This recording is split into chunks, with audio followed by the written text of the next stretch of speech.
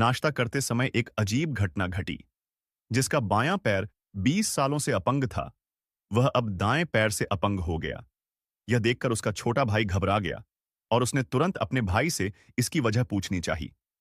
लेकिन कुछ ही सेकंड बाद उसके भाई ने दृढ़ता से कहा कि यह उसका छोटा भाई है जो भ्रम देख रहा है। फिर वह वापस बाएं पैर से अपंग हो गया। सच्चाई जानने के लिए वह तुरंत खिड़की के पास गया और चुपचाप अपने भाई को नीचे देखा। लेकिन अगले ही पल उसकी नजरों के सामने अंधेरा छा गया। शुरू में आजी ए जाई को लगा कि यह केवल उसका भ्रम है, लेकिन असली अजीब घटनाएं यहीं से शुरू हुईं। हर रात जब घर में शांति होती, उसका भाई चुपके से बिस्तर से उठ जाता।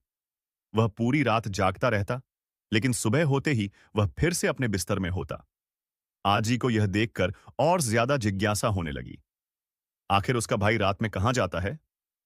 सच्चाई जानने के लिए एक रात आजी ने भी सोने का नाटक किया।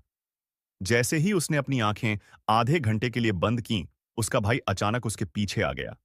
उसकी आंखों में एक अजीब चमक थी, जैसे वह कुछ बुरा करने वाला था।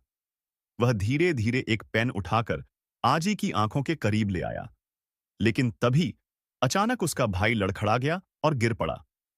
उसने पहले यह सुनिश्चित किया कि आजी सच में सो रहा है। फिर संतुष्ट होकर उसने पेन नीचे रखा और घर से बाहर निकल गया।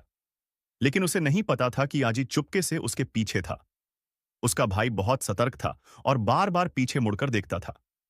यह सुनिश्चित करने के बाद कि कोई उसे नहीं देख रहा, वह तेजी से आगे बढ़ गया। आजी ने देखा कि उसका भाई एक टैक्सी में बैठ गया, तो उसने भी तुरंत एक टैक्सी ली और उसका पीछा किया। उसका भाई एक संकरी गली में उतरा और आजी भी सावधानी से उसके पीछे गया। वह चौंक उठा जब उसने देखा कि उसका भाई, जो कभी सिगरेट नहीं पीता था, अब किसी बुजुर्ग आदमी की तरह धुआं उड़ा रहा था।